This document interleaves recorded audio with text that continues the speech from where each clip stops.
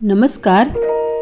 આ વિડીયોમાં આપણે ભાષા અર્થગ્રહણને લગતા એક ગદ્યખંડનો ફકરો, એક ગદ્યખંડ વર્ણનાત્મકને લગતો ફકરો, એક ગદ્યખંડ સાહિત્ય નાટક અંશને લગતો ફકરો, એક ગદ્યખંડ વિવેચનાત્મકને લગતો, એક કાવ્યને લગતો તે આપણે જોઈશું અને તે આધારિત પ્રશ્નોત્તરી જે આવે છે તે આપણે જવાબ સાથે જોઈશું.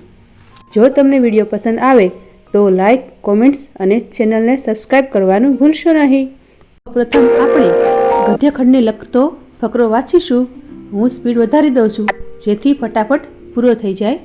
આધુનિક સમાજની સંરચના જ વ્યક્તિગત મહત્વાકાંક્ષાના પાયા પર ટકેલી છે. સફળતાનો યથાર્થ માપદંડ મોટેભાગે વ્યક્તિગત સિદ્ધિઓ, ધન, સત્તા અને સામાજિક પ્રતિષ્ઠાના સંદર્ભમાં જ આંકવામાં આવે છે. આ સતત ચાલતી સ્પર્ધાની રેટરેસમાં સામૂહિક હિત કે પરમાર્થ જેવા મૂલ્યો ગૌણ બની જાય છે. વ્યક્તિ જ્યારે પોતાની જાતને જ કેન્દ્રમાં રાખીને દોડે છે ત્યારે તે સમાજનો એક હિસ્સો મટીને માત્ર એક પ્રતિસ્પર્ધી બની રહે છે. આ પ્રક્રિયામાં આપણે એ ભૂલી જઈએ છીએ કે મનુષ્ય મૂળભૂત રીતે એક સામાજિક પ્રાણી છે. સાચો વિકાસ એકાંકી ન હોઈ શકે. તે પારસ્પરિક સહકાર અને સંતુલન પર આધારિત હોવો જોઈએ. જે સફળતા અન્યના ભોગે મળેલી હોય તે વાસ્તવમાં સામાજિક પરાજયની નિશાની છે. ઇતિહાસ સાક્ષી છે કે જ્યારે પણ સંસ્કૃતિઓએ કેવળ સ્વાર્થ આધારિત માળખા ઊભા કર્યા છે ત્યારે તેમનું આંતરિક વિઘટન નિશ્ચિત બન્યું છે.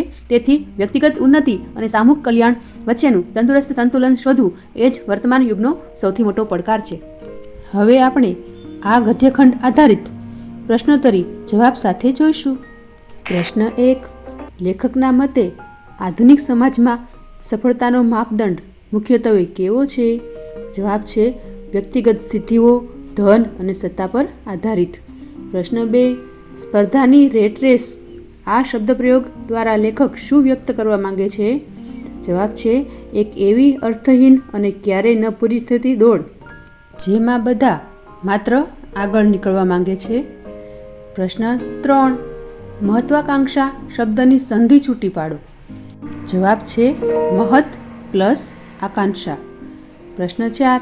લેખકના મતે વ્યક્તિગત મહત્વાકાંક્ષાની દોડનું પરિણામ શું આવે છે?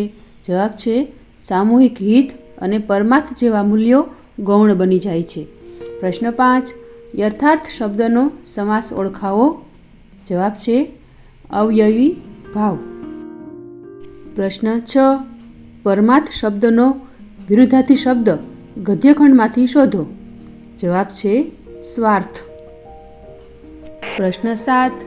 જે સફળતા અન્યના ભોગે મળેલી હોય તે વાસ્તવમાં સામાજિક પરાજયની નિશાની છે. આ વાક્યમાં કયો અલંકાર રહેલો છે?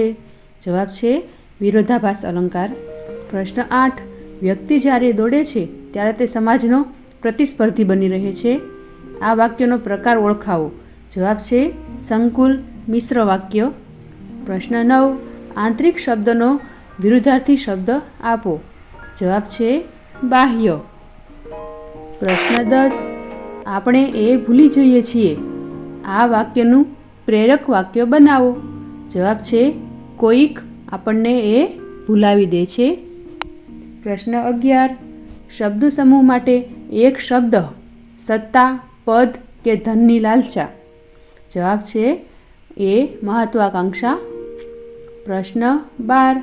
આ સતત ચાલતી સ્પર્ધા આ વાક્યમાં ચાલતી કયું કૃદંત છે? જવાબ છે વર્તમાન કૃદંત. પ્રશ્ન 13. લેખકના મતે સાચો વિકાસ કેવો હોવો જોઈએ? જવાબ છે પારસ્પરિક સહકાર અને સંતુલન પર આધારિત. પ્રશ્ન 14. આંતરિક વિઘટન નિશ્ચિત બન્યું છે. આ રૂઢિપ્રયોગનો અર્થ શું છે? જવાબ છે અંદરથી તૂટી પડવું, પાયાનું નબળું પડવું. પ્રશ્ન 15.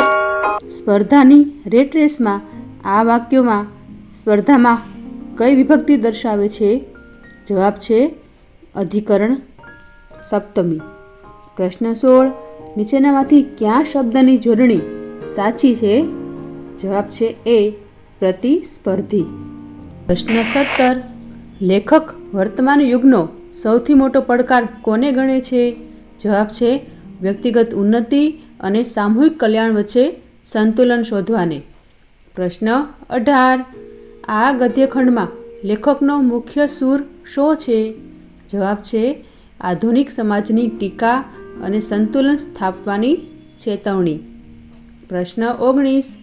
એકાંગી શબ્દનો અર્થ શું છે? જવાબ છે એક અંગવાળું, એક પક્ષી. પ્રશ્ન 20.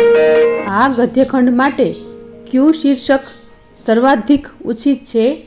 જવાબ છે મહત્વાકાંક્ષા વિરુદ્ધ પરમાર્થ અને સંતુલનની શોધ. હવે આપણે ગદ્યખંડ જે વર્ણનાત્મકને લગતો છે તે વાંચીશું. સફળતા અને સંતોષ વચ્ચે પાતળી ભેદરેખા છે, છતાં બંને વચ્ચે મોટો તફાવત છે. સફળતા મોટે ભાગે ભૌતિક માપદંડો જેમ કે ધન, પદ કે પ્રતિષ્ઠા દ્વારા માપવામાં આવે છે. તે એક બાહ્ય સિદ્ધિ છે, જ્યારે સંતોષ એ સંપૂર્ણપણે આંતરિક અનુભૂતિ છે. તે મનની શાંતિ અને કરેલા કાર્ય પ્રત્યેના આત્મગૌરવ સાથે જોડાયેલો છે. એવું બની શકે કે કોઈ વ્યક્તિ દુનિયાની નજરમાં ખૂબ સફળ હોય પણ આંતરિક રીતે અસંતુષ્ટ હોય. તેનાથી વિપરીત એક સામાન્ય જીવન જીવનાર વ્યક્તિ પણ જો પોતાના કાર્યોથી ખુશ અને મનથી શાંત હોય તો તે પરમ સંતોષી હોઈ શકે છે. સાચું જીવન એ છે જેમાં સફળતા અને સંતોષનું સંતુલન હોય. હવે આ ફકરા આધારિત પ્રશ્નોત્તરી જવાબ સાથે જોઈએ. પ્રશ્ન 1. લેખકના મતે સફળતા મુખ્યત્વે શેના દ્વારા માપવામાં આવે છે? જવાબ છે ભૌતિક માપદંડો અને બાહ્ય સિદ્ધિઓ દ્વારા. પ્રશ્ન 2. સફળ વ્યક્તિ અસંતુષ્ટ હોઈ શકે છે. આ વિધાનનો સાર શું છે? જવાબ છે ભૌતિક સિદ્ધિઓ હંમેશા મનની શાંતિ કે આંતરિક સુખની ખાતરી આપતી નથી. પ્રશ્ન 3. ફકરા મુજબ સંતોષનો સાચો અર્થ શું છે? જવાબ છે મનની શાંતિ અને કરેલા કાર્ય પર ગૌરવ અનુભવવું. હવે આપણે ગદ્યખંડ જે સાહિત્યિક નાટક અંશને લગતો છે તે વાંચીશું. એક ગામનું પાદર. સાંજનો સમય. બે મિત્રો વાતો કરી રહ્યા છે. રમેશ કહે, સોહન, તું હજી શહેર જવાનું વિચારે છે? સોહન કહે, હા. રમેશ, અહીં ગામડામાં શું રાખ્યું છે? ન કોઈ સુવિધા, ન કોઈ પ્રગતિ. શહેરમાં જઈશ, નોકરી કરીશ, પૈસા કમાઈશ. રમેશ કહે, પણ શહેરમાં શાંતિ ક્યાં છે? એ દોડધામ, એ પ્રદૂષણ, એ એકલતા. અહીં આપણી માટી છે, આપણા માણસો છે. મહેનત કરીશું તો અહીં પણ સોનું ઉગાડીશું. સોહન કહે, તારી વાત સાચી છે, પણ સમય બદલાયો છે.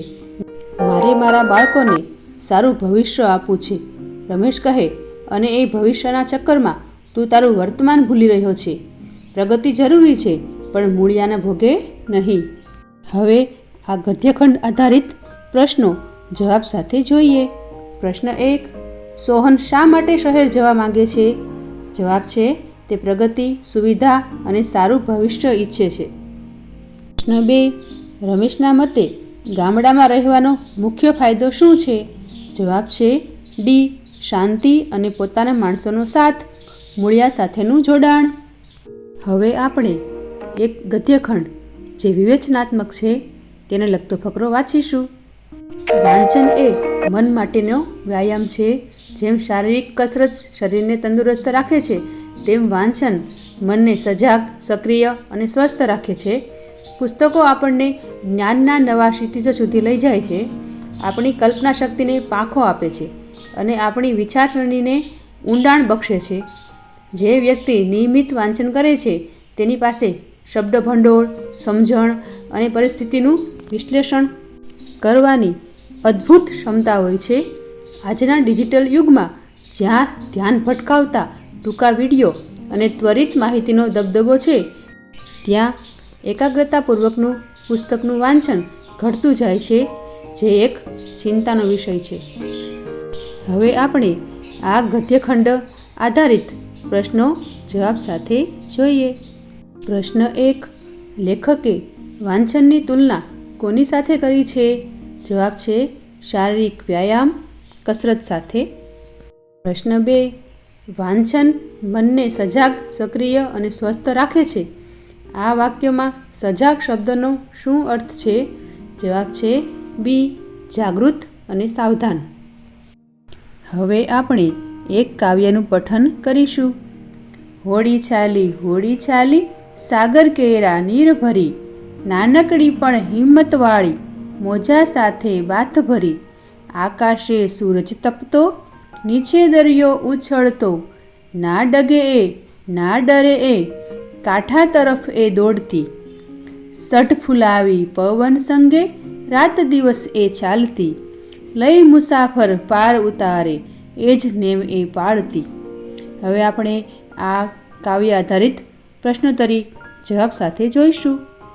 પ્રશ્ન છે, હોડી કોની સાથે બાથ ભરી સ્પર્ધા કરી રહી છે? જવાબ છે દરિયાના મોજા સાથે. પ્રશ્ન બીજો, એ જ નેમ એ પાળતી, અહીં હોડીની કઈ નેમ એટલે કે નિયમ પ્રતિજ્ઞાની વાત છે? જવાબ છે મુસાફરોને સુરક્ષિત રીતે કિનારે પહોંચાડવાની. નેક્સ્ટ જોઈએ, આ કવિતા મનુષ્યને શું શીખ આપે છે? જવાબ છે જીવનમાં ગમે તેવી મુશ્કેલીઓ આવે, હિંમત રાખી પોતાનું લક્ષ્ય પ્રાપ્ત કરવા સતત પ્રયત્નશીલ રહેવું જોઈએ. Thank you.